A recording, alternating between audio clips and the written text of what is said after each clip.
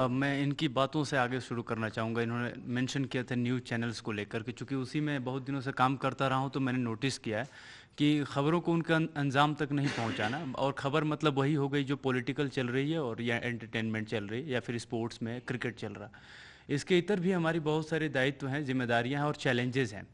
और देश में बहुत सारी चीज़ें सोची गई, कॉरपोरेट्स के बारे में सोचा गया बहुत सारी चीज़ें, लेकिन किसान के बारे में, ग्रीनरी के बारे में, इन्वायरमेंट के बारे में, जो आज का सबसे बड़ी चुनौती है, उसके बारे में कहीं कोई जो है चर्चा नहीं हो रही है।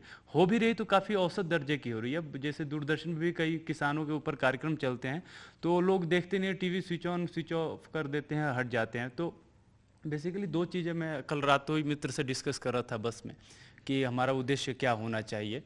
तो उसमें यही रख रहे थे कि दिमाग में यही था कि किसान जो है मार्जिनलाइज्ड रहा है, ठीक है। और हिंदुस्तान में खासतौर पे एनवायरनमेंट की चर्चा तो विश्व स्तर पे है, लेकिन एक काइंड ऑफ हिपोक्रेसी है। और हिंदुस्तान में आ भी रही है तो एक सेक्शन वर्ग ही उसकी चर्चा कर रहा है, एनजीओज कर रहा है या फिर कोई दूसरे वर्ग। इसको हमें गांव-गांव तक पर हर व्यक्ति विशेष तक ले जाना है कि भाई इसकी चुनौतियाँ ये है। एक हो गया इन्वायरमेंट का मसला, दूसरा खेती का मसला। खेती में बहुत सारी परेशानियाँ आती हैं, बहुत सारे हम प्रोग्राम्स उसमें कर सकते हैं।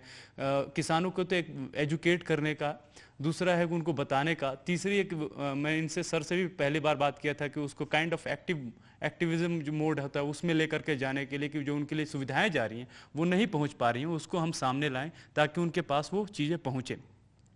इसके दूसरे फेज में एक और भी चीज़ फंसी हुई है, वो है चुनौती।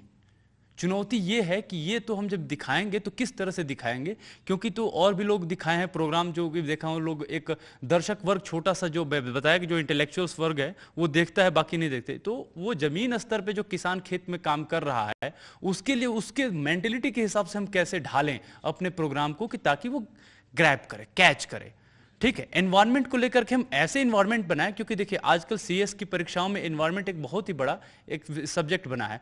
तो स्टूडेंट्स के नज़रिए से भी और प्लस जो एक्टिविस्ट टाइप लोग हैं उनके नज़रिए से भी वो भी हम एक उसमें इनपुट रखें, और ज़मीनी जो तौर पे लोग हैं उनके लिए भी रखें। तो ये हमारे लिए चुनौती है, और मुझे लगता है कि आप मूर्धन्य लोग इसके बारे में अच्छे से एक हमें गाइडलाइंस देंगे, एक रोड मैप देंगे, ब्लूप्रिंट देंगे कि इस रास्ते पे चलना है और हमें वो चीज़ें डालनी है ताकि हम उसको आगे बढ़ा सकें।